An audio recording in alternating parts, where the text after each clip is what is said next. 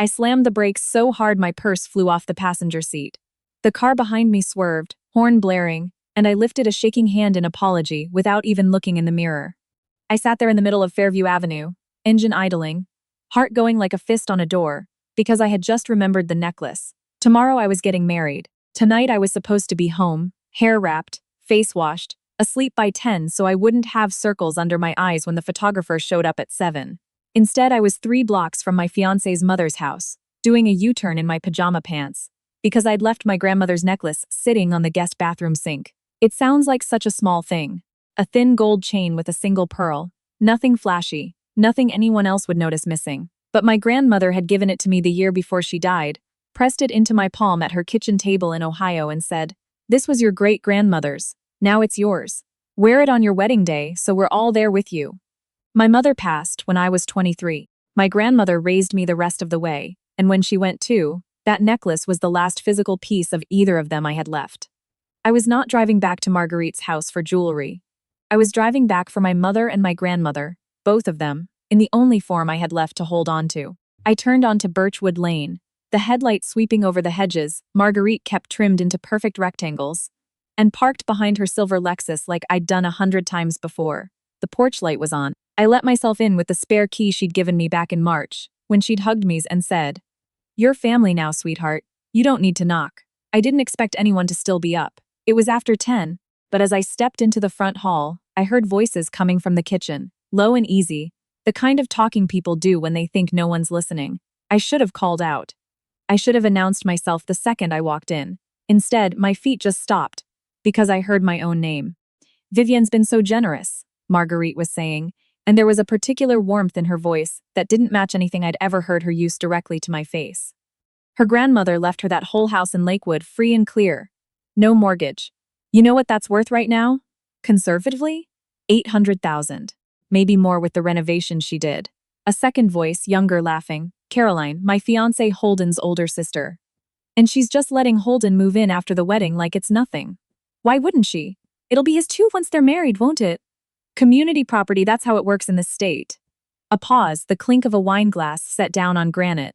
I told Holden, "You stay sweet to her for the first year. Don't rock the boat. Let her feel secure. Then slowly, things start going on both names. The house, the car, her retirement account. It's not stealing, Caroline, it's marriage. What's hers becomes ours." My stomach dropped somewhere around my knees. I stood frozen in that hallway, with my coat still half on. My hand pressed flat against the wall like I needed it to hold me up. "What if she doesn't want to add him to the deed?" Caroline asked. Marguerite laughed, a short, satisfied sound. "Then we remind her is to be a single woman with no family of her own. No mother, no father, no siblings. Who's she got, really? Us. We're it for her now. People do strange things when they're afraid of being alone again. She'll come around." I didn't move. I didn't breathe right for what felt like a full minute. Through the doorway, I could see a sliver of the kitchen. Margaret at the island in her cream cardigan, swirling her wine. Caroline perched on a stool scrolling her phone, like this was the most ordinary conversation in the world, like they were discussing what to serve at brunch. "And the wedding fund," Caroline said. "Mom, are you seriously going to ask her for that too?" "It's not asking, it's borrowing. I told Holden I'd cover the band deposit, and I'm a little short this month. Vivienne won't even notice $5,000 missing from that joint account they just opened. She's not the type to check $5,000. I had opened that joint account 2 weeks earlier. My idea, a good faith gesture. Something to start building us, before we were even legally in us. I'd put in $3,000 of my own money as a starter deposit for our future apartment fund. We were supposed to be saving for a place of our own eventually. Not moving into my house, that had never even been discussed with me. And apparently Marguerite already knew the balance. I don't remember deciding to pull out my phone. My hands just did it, fingers numb and clumsy, and I opened the voice memo app and hit record before I even understood what I was planning. I stood in that hallway in my coat for 11 more minutes, recording every word, while my future mother-in-law and future sister-in-law discussed my house, my inheritance, my bank account, and my isolation like line items on a budget. When I couldn't stand it anymore, I backed out of that house as quietly as I'd come in. I left without the necklace. I sat in my car at the end of Birchwood Lane with the engine off, in the dark, and I cried so hard I had to put my forehead against the steering wheel. Not because my heart was broken, because for the first time in months my head was completely, terribly clear. 3 years earlier, I had been a 31-year-old occupational therapist in Lakewood. living alone in the house my grandmother left me, going to work, coming home, watering the same 3 plants on my windowsill, and wondering if I'd misjudged how much of my life I was supposed to spend by myself. I met Holden at a continuing education conference in Cleveland, of all places, both of us bored out of our minds in a seminar about insurance billing codes. He made a joke about the speaker's PowerPoint font that made me laugh out loud in a silent room, and we ended up getting coffee after, then dinner 2 weeks later, then a relationship that felt, for a long time, genuinely easy. He was a physical therapist, kind to his patients, good with his hands in the practical sense, fixed things around my house without being asked, remembered which mug was mine.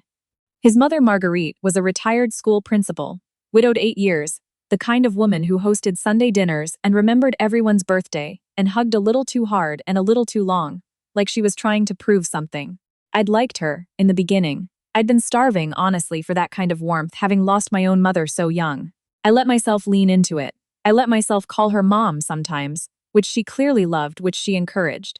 Looking back, I can see now that the leaning was the design. A woman with no parents, no siblings, modest but real assets, eager for family. I was, without knowing it, exactly the kind of bride a certain type of mother-in-law goes looking for. Holden proposed on the 4th of July, on my own back porch, with my own grandmother's garden roses behind him. And I said yes through actual tears, because I believed every word of it. The wedding was set for the following June. Marguerite threw herself into the planning, with an intensity that should have told me something. She had opinions about everything: the venue, the guest list, who would sit where, how the joint finances should work once we were married. I remember her saying once, almost offhand, over dinner, "Once you're married, really, what's yours is his too." That's just how a real family operates. And I remember laughing it off, that she meant it as instruction, not sentiment. There were other things, small ones, that I'd filed away without examining too closely. The way Marguerite asked, more than once, what my house was worth. The way she brought up, gently, for safety, whether I'd considered adding Holden to the deed before the wedding instead of after, in case anything ever happened to me. The way Caroline asked, at a bridal shower, whether I had life insurance, and laughed when I said that was a strange question for a shower game. I had pushed every one of those moments down into the part of my brain that didn't want to ruin a good thing. I told myself I was being paranoid. I told myself grief made people suspicious. And I had a lot of grief still rattling around in me from losing my mother, and then my grandmother in the span of 6 years. And maybe I just didn't know how to trust a family that wanted to fold me in. The night before the wedding put a name to every one of those feelings. I drove home from Birchwood Lane on autopilot, and instead of going to bed, I sat at my kitchen table.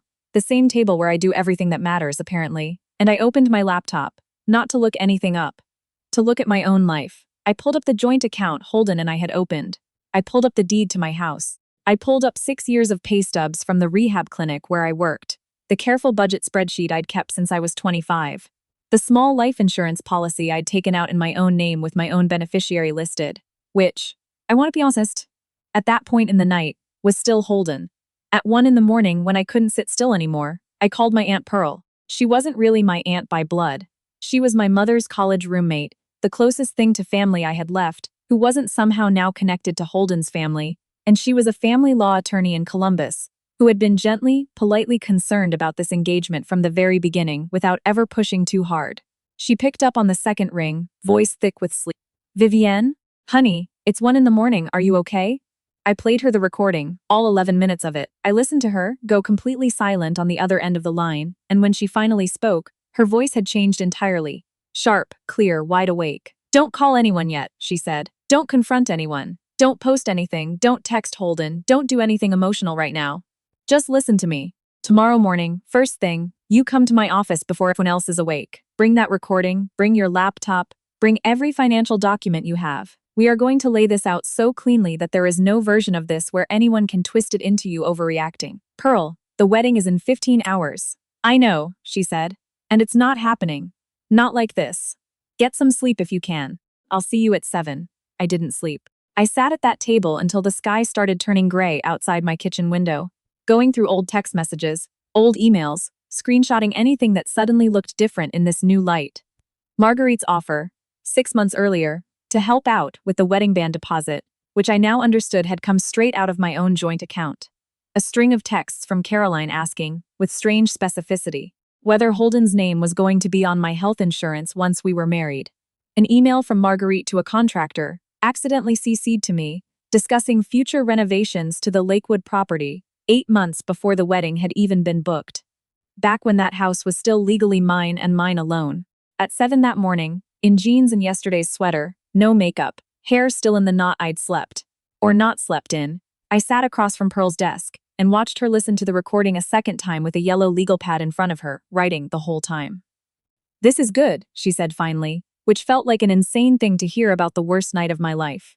11 minutes, clear voices, clear identification, clear statement of intent regarding your specific assets. This isn't ambiguous. We're going to document everything, the account, the deed, every transfer in the last 6 months of today, while it's all still clean and untouched. Then you make your decision about the wedding.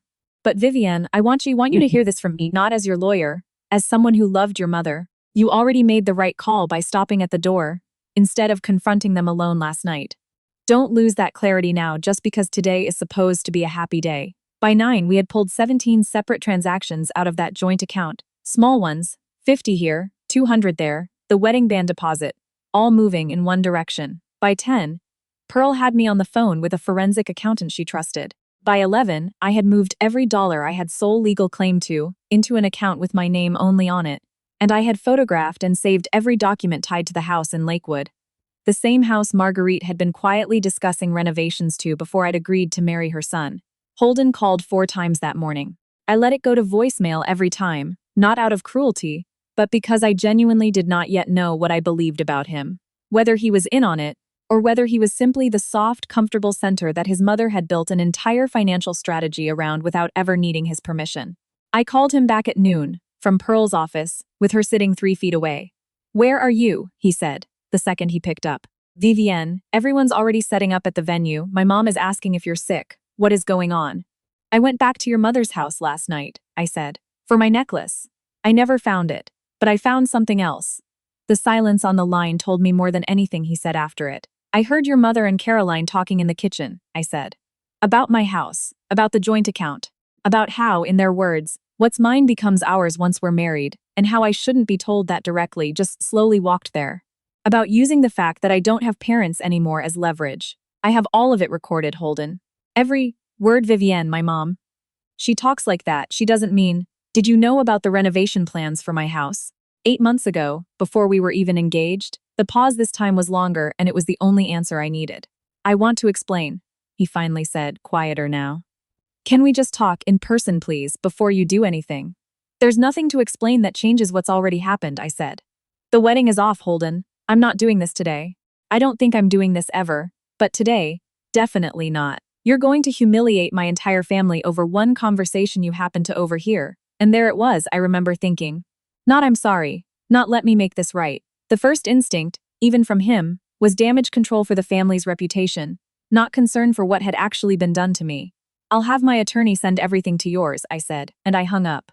I will not pretend the next few months were simple, because grief doesn't care that you were the one who made the right decision. I grieved the version of Holden I'd built in my head for 2 years. The one who fixed my porch railing without being asked and remembered. I liked my coffee black.